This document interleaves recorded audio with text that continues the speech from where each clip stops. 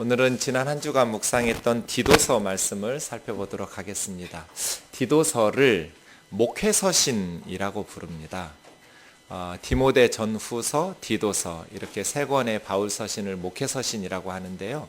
목회서신은 사도 바울이 젊은 디모데와 디도에게 목회적 가르침을 전달한 성경이어서 목회서신이라고 말합니다. 디도서 1장 4절에도 디도에게 믿음의 아들이라고 바울은 부르고 있습니다. 디도라는 바울의 제자는 사도행전에는 등장하지를 않아서 디도가 언제부터 바울의 선교팀에 합류했는지는 알 수 없습니다. 그런데 갈라디아서 2장 3절에 보면 디도가 이스라엘 사람이 아니라 헬라 사람, 이방인이었다라는 것을 가르쳐 주고요. 디도라는 이름이 많이 등장하는 성경이 고린도 후서입니다. 고린도 후서에 보면 디도라는 이름이 9번 나옵니다. 9번 디도가 나오는데 고린도 후서 예전에 우리가 말씀 묵상하면서 기억을 더듬어 보시면 고린도 교회는 바울에 대해서 존경하거나 그렇게 호의적이지 않았었습니다. 바울을 존경하는 교회에 바울의 사람으로 가서 일을 하게 되면 교회에서 환영을 받을 텐데 바울에 대해서 매우 험악한 교회로 바울의 편지를 들고 간다는 것은 참 부담스러운 일이죠. 그래서 바울은 디도를 나의 동료이며 나의 동역자라고 부릅니다. 동역자라는 말 우리가 자주 쓰는데요. 함께 일한다, 신에르곤 그런 뜻입니다. 함께 일하는 사람, 동역자 그런 뜻입니다. 바울은 디도를 고린도 교회에 나의 파트너이면서 나와 함께 일하는 하나님의 일꾼이라고 소개하고 있습니다. 좋을 때 같으면 언제든지 함께 하는 게 쉽지만 바울에 대해서 매우 악의적이고 험악한 분위기에서 바울을 위해서 고린도 교회에 가서 사역을 한다는 것은 부담스럽고 위험한 일임에도 불구하고 디도는 바울의 편지를 들고 고린도 교회에 가서 문제들을 해결하는데 큰 역할을 하게 됩니다. 우리 뜨인들 교우들이 좋을 때뿐 아니라 힘들고 어려울 때에도 하나님 안에서 함께 동역자들이 되어지는 그러한 믿음의 형제 자매들이 되기를 원합니다.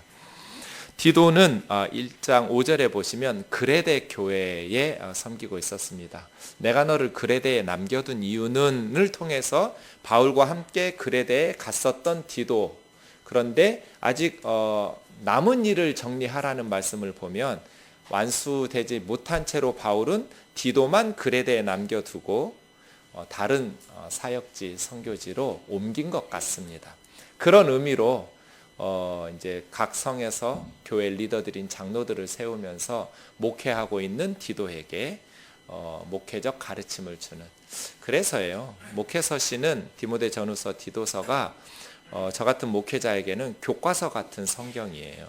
어떻게 교회에서 목회해야 되는지를 가르쳐주는 바울의 가르침이 있는, 그러다 보니 기독교 역사에서 목회서신이 매우 중요한 역할들을 해온 것을 우리가 확인할 수 있습니다. 바울이 디도에게 그레데에서 하나님의 교회를 어떻게 섬겨야 되는지, 우선 그레데 지도부터 한번 볼까요? 잘 보이실지 모르겠습니다. 그리스 밑에 있는 저 섬입니다. 크레타 섬이라고 부르는 거기가 그레데입니다. 바울과 함께 그레데의 섬에서 선교하고 복음을 전했었는데 이제 바울은 다른 지역으로 옮겼고 디도가 혼자 남아서 교회들을 목회하고 있는 그런 상황입니다. 바울이 어떻게 목회하라 하겠어요? 디도에게 바르게 목회하라 하겠죠. 그렇죠? 네, 2장 1절 말씀 우리 같이 한번 읽어볼까요? 시작. 오직 너는 바른 교훈에 합당한 것을 말하며.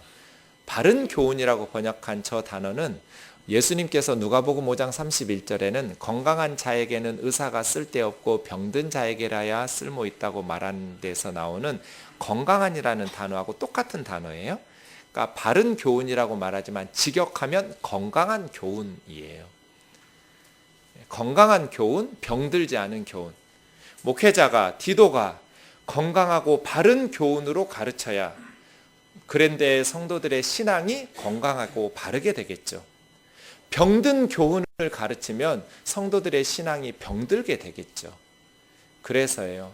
목회서신에서 디도에게 바울은 바르고 건강한 교훈을 가르치라고 권면하는 게 디도서이지요. 건강한 교훈, 바른 교훈을 가르치는 목회자가 있고, 병든 교훈, 거짓된 잘못된 교훈을 가르치는 선생들도 있다. 이 거짓 선생들, 오늘 본문 말씀에 보면 거짓 선생들의 입을 막으라 이렇게 권면하고 있습니다. 오늘 본문 10절, 11절 같이 읽겠습니다. 시작. 불순종하고 헛된 말을 하며 속이는 자가 많은 중 할례파 가운데 특히 그러하니 그들의 입을 막을 것이라. 이런 자들이 더러운 이득을 취하려고 마땅하지 아니한 것을 가르쳐 가정들을 온통 무너뜨리는도다. 10절에 보면 거짓 선생들의 세 가지 특징을 이야기하고 있죠. 불순종하는 사람들, 하나님의 말씀인 성경에 순종하지 않는 사람들, 거짓 교사들이에요. 또 헛된 말을 한다라는 것은 쓸모없는 말을 한다는 거예요. 교회 안에서 도움이 되지 않는, 다른 형제 자매들에게 영적인 유익을 주지 못하는 쓸모없고 헛된 거짓된 말들을 하면서 남을 거짓말로 속이는 사람들, 하나님의 말씀에 순종하지도 않고 자기 자신을 드러내고 자랑하면서 허탄하고 쓸모없는 열매 맺지 못하는 말들을 떠들어대면서 교회를 분란시키고 소동케 하고 다른 사람을 속이고 거짓말하는 사람들, 특히 할례파 중에 유대인 출신의 크리스찬들인데요, 예수님을 믿음으로써만 구원받을 수 없고 할례를 받아야만 천국에 갈 수 있다라고 주장하는 율법주의자들 중에 거짓 선생들이 많으니, 그 거짓 선생들이 교회 안에서 그들의 가르침을 확장시켜 나가지 못하도록 재갈을 먹이라는 거예요. 거짓 선생들의 입을 막으라 이지요. 예나 지금이나 거짓 선생들이 참 많은 것 같아요. 신현웅 목사님이라는 분, 구리 초대교회에서 목회하는 분이 있는데요, 이분은 어릴 때 교회 목사님이, 자기가 다니던 교회 목사님이 통째로 교우들을 데리고 신천지에 들어갔어요. 이걸 이제 산 옮기기라고 신천지에서는 말하는데요, 자기가 학생 때 담임 목사님이 그냥 신도들 데리고 신천지에 다 들어간 거예요. 그래서 자기가 신천지의 1호 대학생이에요. 아주 초창기부터 20년 동안 신천지에 있으면서 워낙 똑똑한 사람이니까 이만희 교주의 오른팔이었어요. 자기가 신천지에 교육하는 장이었어요. 리더들을 교육하는, 그리고 신천지에 법을 만든 사람이 이 사람이에요.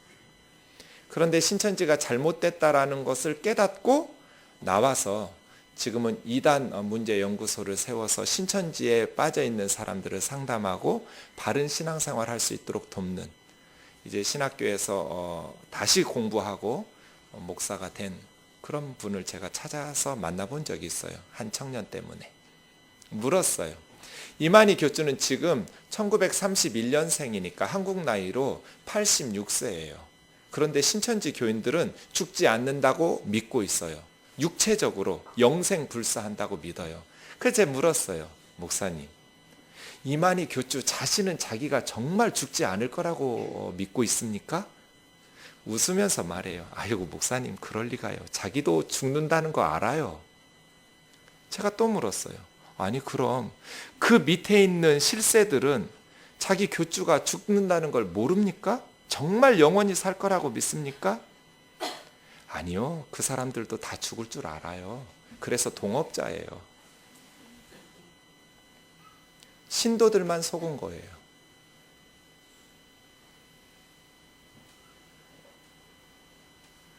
그런데 사람들이 왜 속을까요? 속이고 거짓말하는, 하나님의 말씀인 성경을 가지고 불순종하고 스스로 재림 예수가 되고 교주가 되어서 하나님 행세하는 그 사기꾼들에게 왜 속아 넘어갈까요? 이미 신천지의 실세들은 이만희 교주가 죽을 것을 대비해서 김남이라는 다음 여자 후계자를 위해서 준비 작업을 하고 있다는 거예요. 마치 하나님의 교회에 안상홍이라는 교주가 죽으니까 그의 둘째 부인인 장길자가 지금 하나님 어머니가 돼가지고 교주가 된 것처럼 말이에요.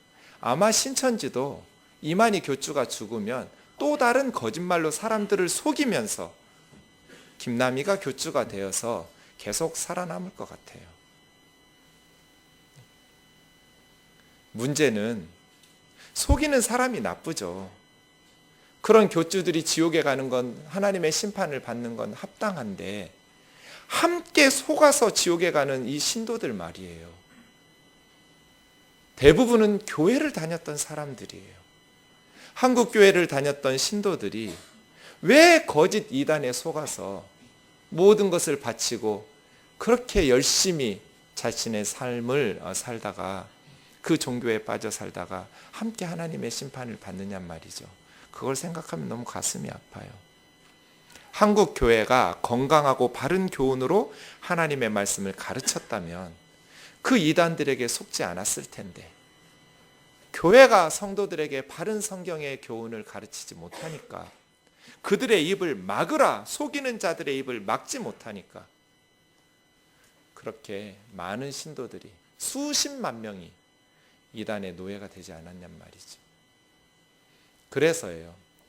어떻게 하면 거짓 선생들에게 속지 않을 수 있을까? 오늘 본문에 보면 두 가지 비법을 가르쳐줘요. 첫 번째는 11절에 있고요. 두 번째는 16절에 나와요. 거짓 선생들 분별법이라고 할까요? 속이는 사람들, 하나님의 말씀에 불순종하면서 허탄한 것들, 자기를 높이고 자랑하면서 대단한 영적인 권위와 능력이 있는 것처럼 속여서 사람들을 영적으로 지배하고 다스리려는 사람들의 두 가지 본질적 특징이 첫 번째 11절이에요. 거짓 선생들의 첫 번째 특징은 뭐예요? 더러운 이득을 취하려고 마땅치 않은 것을 가르쳐요. 왜 이만희가 장길자가 사람들을 속이고 거짓말할까요? 왜 거짓 선생들이 거짓말을 할까요? 돈 때문이에요. 더러운 이득을 취하려고. 이것이 첫 번째 분별법이에요. 더러운 이득을 취하려고 속이는 거예요. 돈이 생기지 않으면 그런 거짓말을 왜 하겠어요? 더러운 이득을 얻지 못하면 왜 이단의 교주가 되고 왜 거짓말로 성도들을 속이겠어요?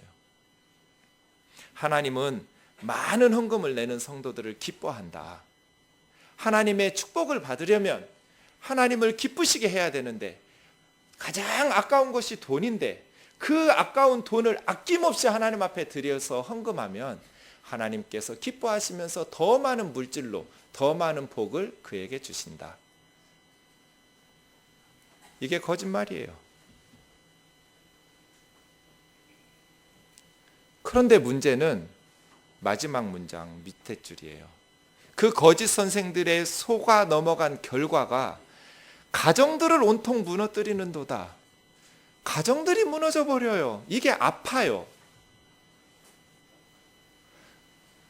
예를 들어서 어떤 아내가 교회를 다니기 시작했어요.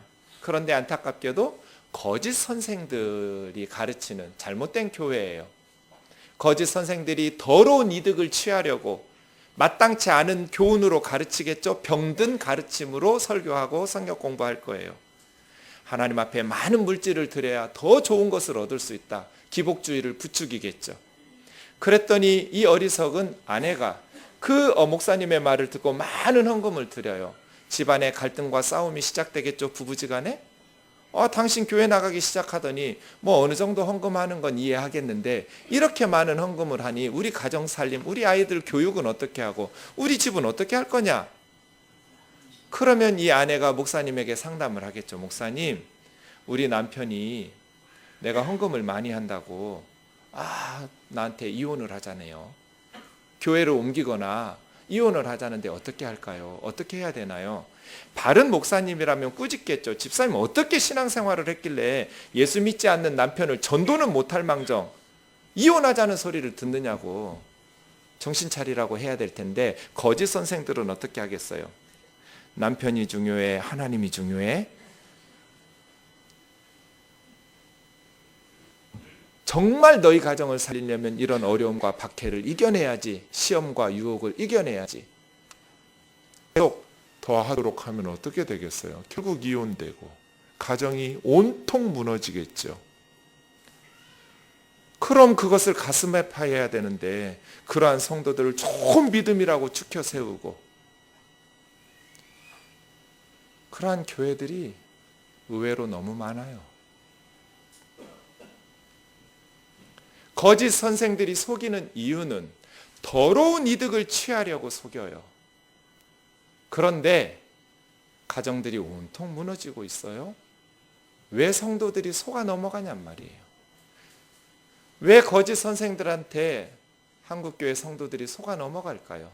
왜 이단에 빠질까요? 왜 더러운 이득을 취하려는, 그래서 마땅치 아니한 것을 가르치는 거짓 교사들에게 속을까요? 야고보 장로님이 아주 잘 정리해 놨어요. 같이 읽겠습니다. 시작. 오직 각 사람이 시험을 받는 것은 자기 욕심에 끌려 미혹됨이니 욕심이 잉태한즉 죄를 낳고 죄가 장성한즉 사망을 낳느니라. 내 사랑하는 형제들아 속지 말라. 속지 마라. 그런데 왜 속아요? 사람들이 속는 이유는 자기 욕심 때문이에요. 욕심에 끌려 미혹되니까 죄에 속는 거예요.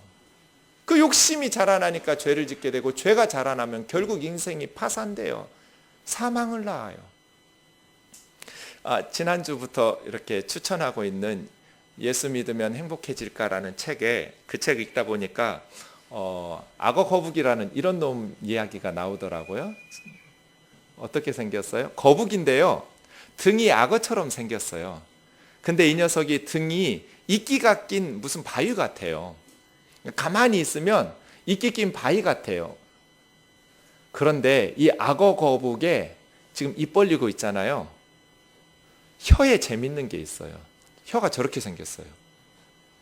빨간색으로 꼭 지렁이 같지 않아요?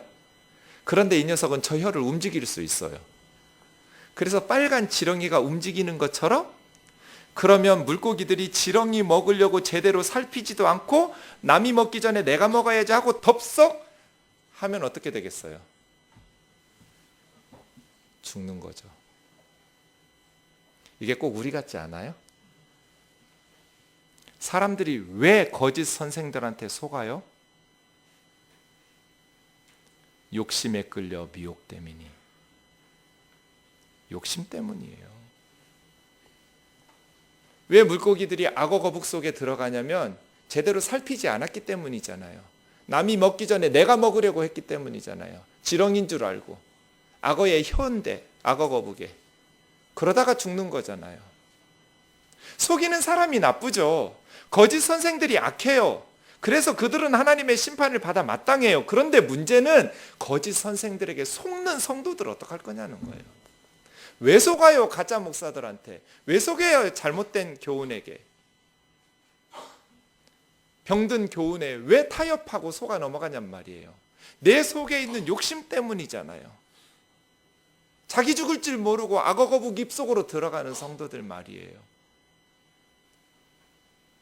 세상적인 욕심과 정욕 때문에 죽을 줄 모르고 쫓아가는 거잖아요.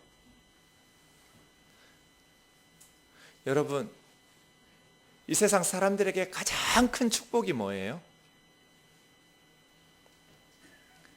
이 세상 사람들, 우리에게 가장 큰 축복이 뭘까요? 몰라요?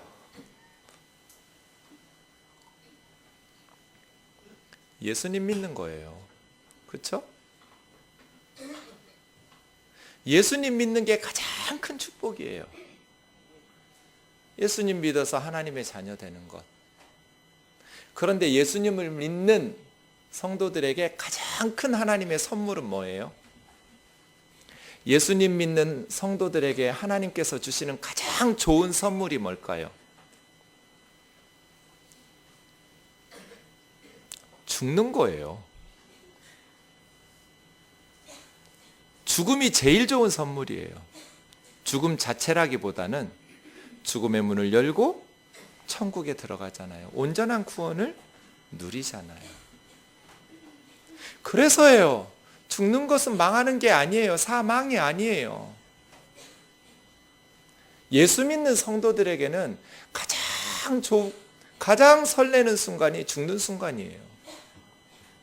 죽지 않으려고 하니까 죄에 타협하고 속는 거예요. 저희 아버지 췌장암으로 돌아가셨는데요. 췌장암 말기에 투병하고 계실 때 어느 날 목사님이 하나님의 음성을 들었대요. 500만 원을 헌금하면 목사님이 와서 안수기도 하시고 말기암에서 낫는다고. 아니 왜 천국 가려는 우리 아버지를 말려요, 500만 원 가지고? 이 세상이 뭐가 좋다고? 추 안에 있는 나에게 딴 근심이 있으랴. 예수 믿으면 그 어떤 것도 우리를 유혹하지 말아야죠. 사람들이 왜 거짓 선생들한테 넘어가요? 예수 믿는 그리스도인들이 왜 거짓 병든 교훈에 속냔 말이에요. 욕심 때문 아니에요? 세상적 욕심 말이에요. 지난주 화요일에 한 형제님 만났어요. 새로운 사업을 시작하는데 목사님, 제가 성공해서 하나님의 영광을 나타내고 싶습니다. 기도해 주세요. 제가 물었어요. 뭐가 성공인데요? 뭐가 사업에 성공하는 건데요, 여러분? 그 전에 화요일 오전에는 총신 신대원 학생들 앞에 가서 채플에 설교했어요. 후배 전도사들 놓고. 제가 물었어요. 어떤 게 목회의 성공이냐고. 어떤 목사가 성공한 목회자냐고. 죽기 전까지는 몰라요. 죽은 후에 주님의 심판대 앞에 섰을 때 주님이 잘했다, 착하고 충성된 종이라고 칭찬받는 목사가 성공한 목사예요. 아무리 수만 명을 목회하는 담임 목사로 큰 교회 목사였어도 주님 앞에 갔을 때 악하고 나쁜 놈이라고 욕먹으면 실패한 목회자예요. 사업도 마찬가지예요. 주님이 칭찬하시는 사업가가 성공한 신앙인 그리스도인 사업가예요. 아무리 세상에서 돈을 많이 벌고 부귀 영화와 권력을 누려도 주님께서 악하다고 책망하시고 주님 앞에서 얼굴을 들지 못하도록 부끄럽게 살면 그건 실패한 신앙인이에요. 그렇지 않아요? 우리가 정말 두려워할 건 뭐예요? 주님 앞에서 얼굴을 들지 못하고 부끄러워할 게 두려운 거죠. 정말 부끄러운 건 뭐예요? 예수님 본받아 살지 못하고 세상식으로 살다가 주님 만날까 봐 부끄러운 거죠.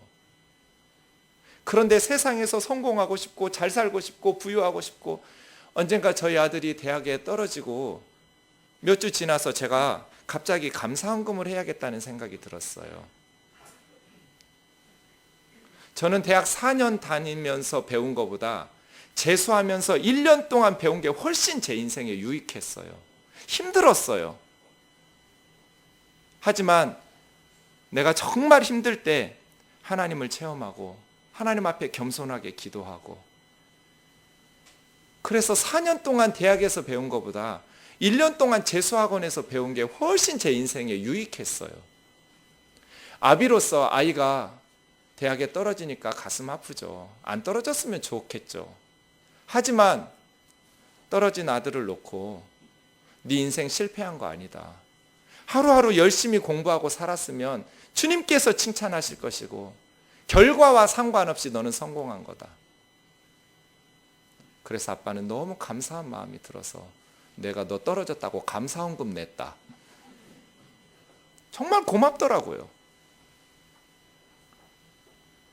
붙으면 붙어서 감사하고 떨어지면 떨어져서 감사하고, 힘든 1년 보내면서 더 쉽지 않은 시간들 보내겠지만 그 속에서 더 겸손하고 더 주님 앞에 기도하고 더 주님 앞에서 반듯한 인생을, 더 내적으로 강인한 삶을 살아갈 수 있도록 훈련의 기회를 주시니 정말 진심으로 감사했어요. 주 안에 있는 우리들이 뭐가 두려워요? 망하지 않으려고 하니까 거짓에 속는 거잖아요. 죽지 않으려고 하니까 속는 거잖아요. 기복주의에 왜 빠져요? 욕심에 이끌려 미혹됨이니. 왜 거짓 선생들에게 빠져 넘어가겠어요? 목사들만 나쁜 놈이에요? 그렇게 만든 성도님들은요? 왜 그렇게 거짓에 빠질까요? 사랑하는 형제 자매 여러분, 그런데 우리가 사는 이 세상은 늘 우리를 그렇게 세상적인 결과로 평가하면서 실패했다고 또 성공했다고 판단하기 때문이에요. 우리가 살고 있는 세상 속에서 하나님의 말씀으로 우리를 날마다 깨어있는 심령으로 우리 마음을, 우리 생각을 바로잡지 않으면 우리는 세상 속에서 거짓인 줄 모르고 악어거북 입속으로 들어갈 거예요. 그런데 이거 쉽지 않아요. 어려워요. 제가 신대원 3학년 때 졸업했던 학부의 홈커밍 데이에 갔어요. 제가 CCC 출신인데요. 1년에 한 번씩 연말이 되면 졸업한 선배들 또 학교 다니는 재학생들이 함께 모여서 모임을 가져요. 제가 3년 동안 못 가다가 3년 만에 갔어요. 그런데 제가 전혀 깨닫지 못했던 저의 모습을 발견했어요. 그날 3년 동안 저는 너무 행복했어요. 신학교 다니면서 하나님을 배우고 성경을 배우고 주의 종으로 준비해 가는 과정이 너무 행복했어요. 하루하루가. 그리고 거기 있는 친구들은 다 가난했어요. 제가 처음 갔던 교회에서 저에게 사례비를 43만 원 줬어요. 43만 원의 수입으로 세 식구가 살았어요. 한 달을. 전도사들이 다 어렵죠. 물론 우리 학교에 큰 교회 전도사도 있지만 자기가 담임 목사 아니니까 뭐 자랑할 것도 없고, 또 작은 교회 전도사라고 그래서 뭐 부끄러워할 것도 없이 그냥 다들 어려운 상황 속에서도 신학을 공부하면서 행복한 3년을 보내고 학교에 딱 갔어요. 그랬는데 내 친구들, 선후배들은 일반 직장 생활을 하고 있잖아요. 저는 43만 원 받는데 그 친구들은 200만 원, 300만 원 벌고 있잖아요. 저는 지하에서 옹색하게 살고 있는데 그냥 저 힘들려고 말한 게 아니에요. 자기들 어떻게 사냐고 1년에 한 번씩 모여서 물으니까 뭐 도곡동에서 살고 대치동에서 살고 어느 아파트에서 살고. 그런데 갑자기 제가 열등감이 든 거예요. 나는 너무나 가난하고 어렵게 사는데 내 친구들 너무나 앞으로도 몇 년이 지나면 이제 격차는 더 벌어지겠죠? 그러니까 친구들이 정죄가 되는 거예요. 아이고 이 세상 돈에 미친 것들, 너희들이 새벽 예배를 다니겠니? 나처럼 금요 철야를 하겠니? 할 수도 있잖아요.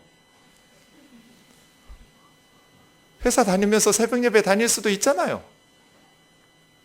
근데 혼자 생각에 세상적으로 제가 열등감에 쌓이니까 막 내 속으로 그런 생각을 하고 있는 거예요. 그러면서 후배들이 전도사님이라고 불러주니까 우쭐하고, 그렇지 나는 영적인 성골이지, 육두품하고는 다르지. 이런 영적 교만으로 그 세상적 열등감을 커버하려고 하더라고요. 그 피곤한 3시간을 끝내고 지하철 타고 집으로 오는데 정말 죽고 싶었어요. 내 자신이 너무 한심해서. 나는 3년 동안 무슨 공부한 거예요? 날마다 학교 가서 신학을 배우고 성경을 배우고 그 말씀으로 주일마다 청년들한테 설교를 하고 날마다 채플에서 예배를 드리고 기도를 하고 3년 동안 그렇게 신학을 배웠는데 3년 만에 시험지를 딱 받아봤는데 완전 F예요. 빵점이에요, 빵점. 정신이 번쩍 들었어요.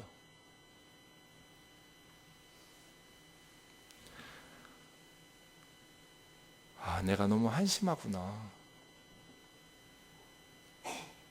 세상에서 산다는 것, 믿음으로 산다는 거 정말 어려운 거구나. 전도사인 내가 이러면 성도들은 어떻게 살아갈까? 세상 속에서 날마다 사는데 듣기 싫어도 들리고 보기 싫어도 보이는, 그러면서 비교하는 그러한 세상 속에서 사는 우리 교우들이 어떻게 말씀으로 자기 욕심에 끌리지 않고 미혹을 안 당하겠어요? 나도 잘 살고 싶어요. 나도 좋은 차 타고 싶어요. 나도 고급 레스토랑 다니면서 그렇게 살고 싶어요? 그러지 않은 사람 누가 있어요? 그래서예요. 교회가 이것을 부추기지는 말아야겠다. 그것이 하나님의 복이라고, 그것이 신앙의 성공이라고 거짓말하지는 말아야겠다. 부유하면 부유한 대로, 가난하면 가난한 대로 하나님 앞에 섰을 때 잘했다고 칭찬받을 수 있도록 살면 성공한 인생이에요. 무엇이 사업 성공인데요? 하나님 말씀대로 살다가 망하는 거, 그러면 그건 실패예요? 아니에요. 하나님 말씀대로 목회하다가 교회 문 닫는 거, 그거 실패 아니에요. 사람들은 실패라고 말할지 몰라도 주님께서 칭찬하시도록 잘했다고 칭찬하시면 열심히 살아야죠. 실력 길러야죠. 게으르지 말고 성실해야죠. 그런데 최선을 다해서 하루하루 노력하면서 정직하고 성실하게 말씀에 순종하면서 살았으면 성공한 거예요. 그 과정이 성공이지 결과는 그렇게 중요하지 않다. 주님 앞에서는. 그런데 우리는 세상 속에서 살기 때문에, 나도 세상적으로도 잘 살고 싶은 욕심이 있기 때문에 하나님의 힘을 이용해서라도 잘 되고 싶은 거예요. 그러니까 자기 욕심에 끌려 미혹되는 거죠. 악어 거북 입속으로 들어가는 거예요. 사랑하는 형제 자매 여러분, 남편을 격려하고 아내를 격려하면서 옆집 남자하고 비교하고 옆집 여자하고 비교하면서 그렇게 스스로 무덤을 파지 마시고, 우리가 오늘 목사님 주신 말씀처럼, 오늘 성경에서 우리에게 가르쳐 주신 것처럼 하루하루 하나님 안에서, 말씀 안에서 정직하고 진실하게 살았으면 설령 망한다 할지라도 우리의 인생은 성공이라고 말할 수 있기를 바랍니다. 아이들에게도요. 경쟁에서 이기고 명문대에 가야만 성공한 학창 생활이 아니고 정직하고 진실하게 친구들과 어울려 즐겁게 하나님의 자녀답게 하루하루 교실에서 살았다면 명문대학 가지 않아도 너는 성공한 학창 생활을 보낸 아이라고. 그렇게 우리 생각을 밑바닥에서부터 바꿔놓지 않으면 이 세상은 만인에 대한 만인의 투쟁장이 될 것입니다. 사랑하는 형제 자매 여러분, 저와 여러분이 악한 거짓 선생들에게 속아 넘어가지 않기를 바랍니다. 그러려면 우리의 삶을 평가하는 기준이 달라져야 돼요. 그래야 욕심에 끌려 미혹에 넘어가지 않을 것이고, 그래야만 죄를 잉태하지 않고 사망을 낳지 않는 살아있는 성도다운 그리스도인으로 살게 될 겁니다. 악에 끌려 미혹하지 않으려면 이게 중요해요. 바로 10절 11절에서 거짓 선생들에게 속지 말라는 이야기하면서 12절부터 14절 같이 읽겠습니다. 시작. 그레데인 중에 어떤 선지자가 말하되 그레데인들은 항상 거짓말쟁이이며 악한 짐승이며 배만 위하는 게으름뱅이라 하니 이 증언이 참되도다. 그러므로 내가 그들을 엄히 꾸짖으라. 이는 그들로 하여금 믿음으로 온전하게 하고 유대인의 허탄한 이야기와 진리를 배반하는 사람들의 명령을 따르지 않게 하려 합니다. 이 말을 했던 그레데 사람은 기원전 6세기에 에피메니데스라는 사람입니다. 에피메니데스가 그레데 사람들은 항상 거짓말을 잘하고 거짓말쟁이이고 악한 짐승처럼 연약한 사람들을 뜯어먹고 집어삼키는 자들이며 자기 배를 신으로 섬기는, 자기 배만 위하는 게으름뱅이들이다. 그런데 바울이 그레데 섬에 가서 선교해 보니까 그 에피메니데스의 말이 옳다는 거예요. 그레데 섬에 사는 사람들의 삶의 습관이, 그레데 섬의 사람들의 생활 방식이 너무 거짓말을 잘해요. 그리고 힘없는 사람들을 착취하고 빼앗고 거짓말로 속여서, 그리고 게을러요.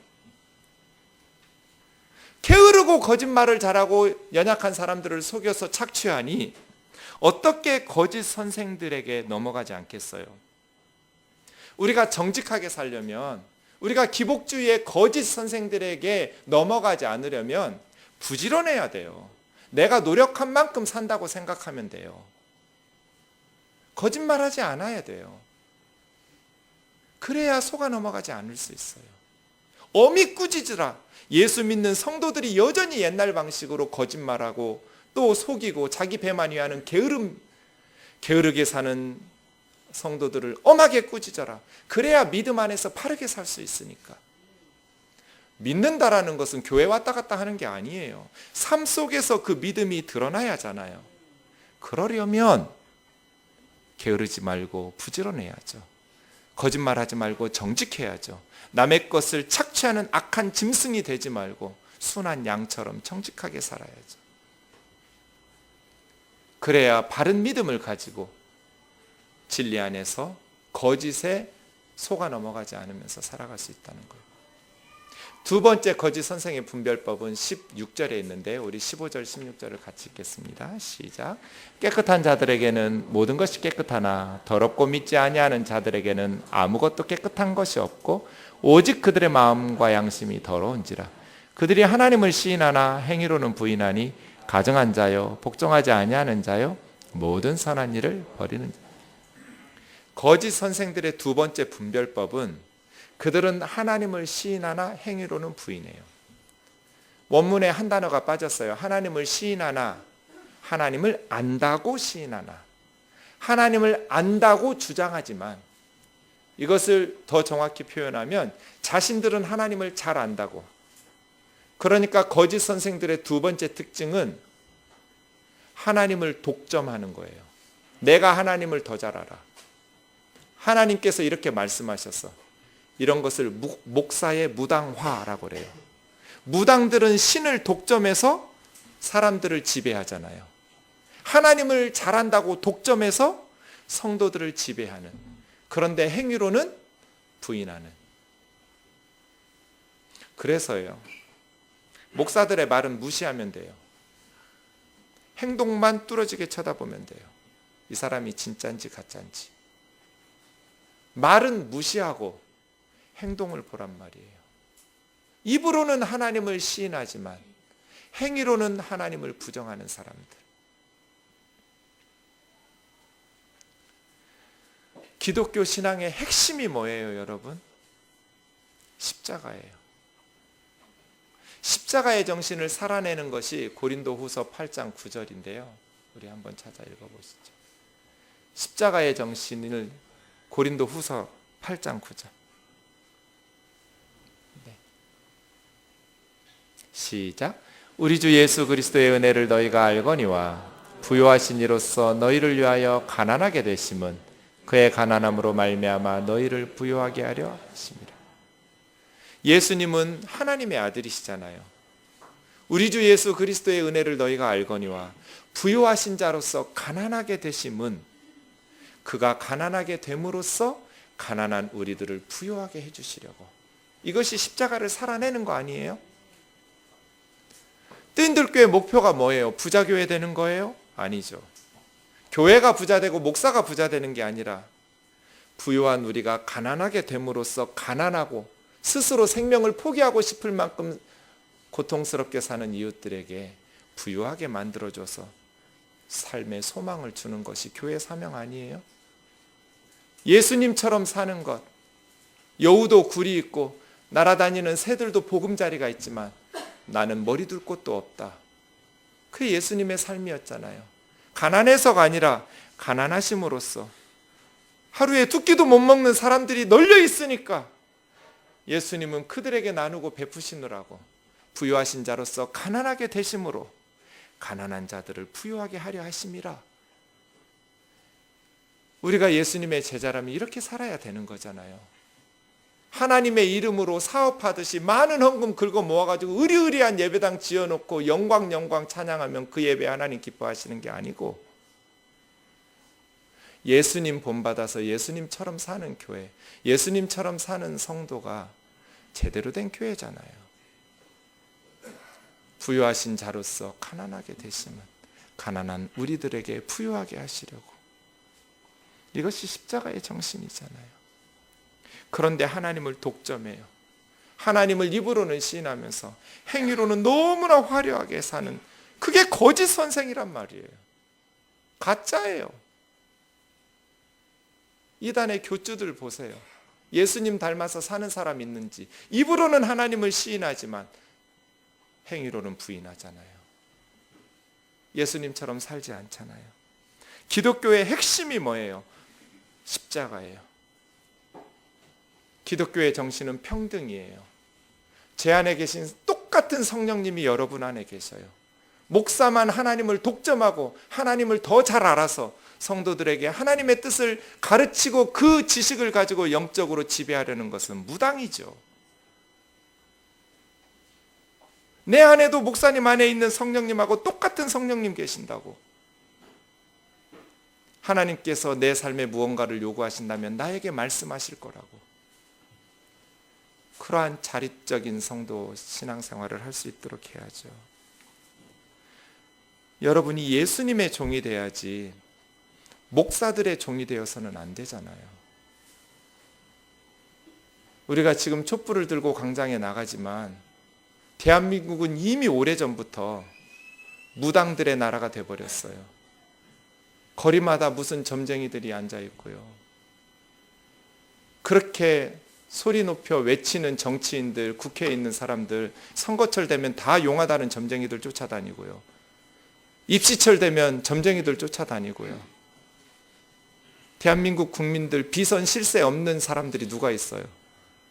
심지어 기업을 운영하는 스스로 목숨을 끊으셨던 분이 장로님이라면서 돌아가시기 전날 점쟁이 찾아갔다는 거 아니에요? 어떤 점쟁이의 고객은 목사가 고객이래요.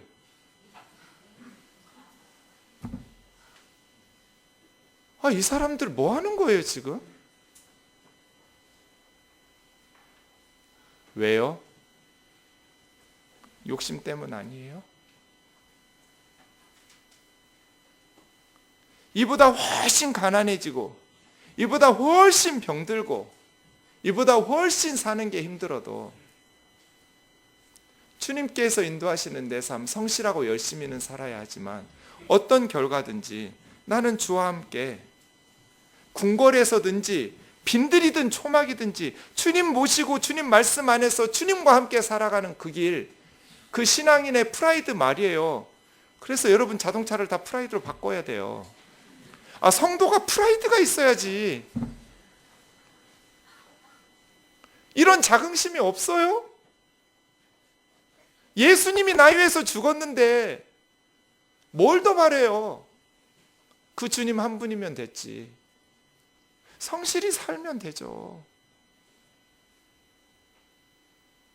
가난해도 실패해도 주님이 함께 계시잖아요.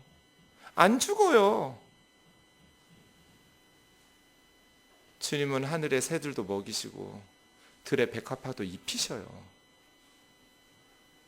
아무려면 우리를 주님이 잊으시겠어요. 그런데 주님을 버려요. 무당들 찾아다니고 점쟁이 찾아다니고 용하다는 목사를 무당으로 만들어 놓고 축복기도 받고 안수기도 받으면서 이러다가 한국교회 무너진 거잖아요. 자기들은 회개하지 않고 청와대를 향해서만 손가락질하는 게 옳으냔 말이에요.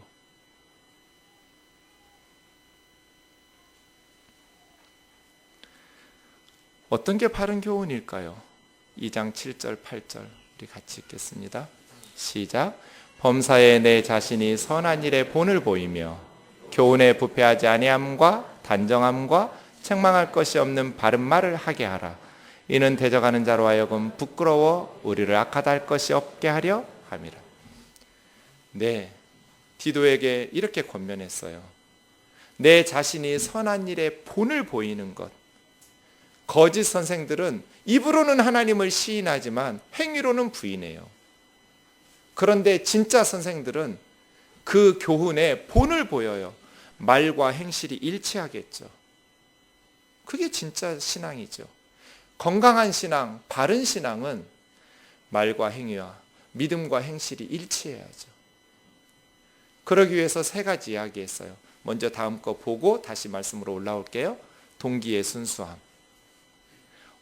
디도야, 썩지 않는 동기로 순수하게 목회해라. 태도의 단정함. 하나님의 말씀을 전하고 교훈을 가르칠 때는 반말하거나 욕하거나 함부로 우습게 여기거나 교만하게 전하지 말고 단정함으로. 그리고 내용의 바른, 다시 8절로 올라와 보세요. 바른 교훈은 부패하지 않는 동기의 순수함. 부패했다고 번역된 저 말은 압소리아예요. 아라는 말은 부정하는 말이거든. 뭐뭐 아니다. 소리아가 썩었다는 뜻이에요. 그러니까 썩지 않는 마음으로 목회하라는 거예요. 신앙생활을 부패하고 썩은 동기로 하면 안 돼요. 하나님 앞에 무언가 세상적인 것들을 그래서 기복주의에 넘어가는 것이죠. 순수한 동기로, 하나님을 사랑하는 마음으로, 하나님의 말씀을 배워서 말씀대로 바르게 살고 싶은, 하루하루를 값지게 바르게 살고 싶은 욕구로, 순수한 썩지 아니한 부패하지 아니한 동기로 신앙생활하고 목회하라는 거예요. 두 번째는 태도는 단정하게. 단정하다고 번역한 말은 예의 바르게, 존중받게, 또 존경받을 만하게, 공손하게. 디도야, 하나님의 말씀을 전할 때, 이 교훈을 가르칠 때는 단정해야 된다. 교만하면 안 된다. 반말하고 욕하고 거들먹거리지 마라. 예의 바르게. 그리고 내용은 책망할 것이 없는 바른 내용으로, 복음에 합당한 바른 성경 해석으로 그렇게 가르쳐야 된다는 거예요. 그렇게 가르치고, 말을 하게 하라는 것은 다른 성도들 그렇게 시키라는 뜻이 아니에요. 너 자신이 그렇게 말하도록 하라는 거예요. 너 자신이. 말씀을 가르치는 디도, 네가 성도들의 본이 되어야 된다. 그렇게 바른 말씀으로 가르치면서 성도들을 양육해야 부끄러울 것이 없는 하나님의 일꾼으로 인정될 것이라는 거예요. 사랑하는 형제 자매 여러분, 저와 여러분이 교회 안에서 입으로만, 그래서 반복 우리 머리만 세뇌시킴으로써 그리스도인인 것처럼 착각하지 말고, 우리의 마음에 욕심에 이끌려 미혹당하지 않도록 범사에 감사하면서, 하나님께서 형통하게 하시면 형통해서 감사, 어려운 일을 당하게 하시면 당하게 하셔서 감사, 범사에 주님 안에서 믿음으로 말씀에 순종하며 살아갈 수 있기를 원합니다. 악어거북 입속으로 들어가지 않기를. 우리가 하나님의 자녀인데, 우리 안에 주의 영 성령이 거하시는데, 어떤 영적인 권위자를 무당으로 세워놓고 그 밑에 기어들어가서 축복을 받으려고 노예로 살지 않기를, 여러분이 예수님의 종 되기를, 하나님의 자녀답게 살아가기를, 당당하게 부끄러움 없는 그리스도인 되기를 주의 이름으로 축원합니다. 말씀 마치겠습니다. 미국보다 영국에서 먼저 노예 해방이 일어났습니다. 평생의 정치 생명을 노예 해방에 걸었던 사람이 윌리엄 윌버포스라는 의원입니다. 윌리엄 윌버포스가 영국의 사치와 파티와 도박과 게으름과 거짓말로, 그래서 유럽의 망난이라고 불렸던 영국을 이제는 유럽의 신사라고 부를 수 있도록 바꿔놓은 사람이 윌버포스입니다. 가정을 돌아보게 하고 어려운 이웃들에게 기부하게 하고, 사치하고 파티했던 귀부인들이 구제하고 봉사하면서 하나님의 자녀답게 변화되게 했던 인물이 윌버포스인데, 그가 했던 말이 이 말입니다. 우리 같이 읽겠습니다. 시작. 거룩에는 지름길이 없다. 은혜 안에서 성장해가고 선행을 실천해가는 일은 평생의 과제이다. 거룩에는 지름길이 없다. 은혜 안에서 성장해가고 하나님이 기뻐하시는 선한 일을 행하면서 자라나는 일은 우리 평생의 과제다. 인돌 찬양 98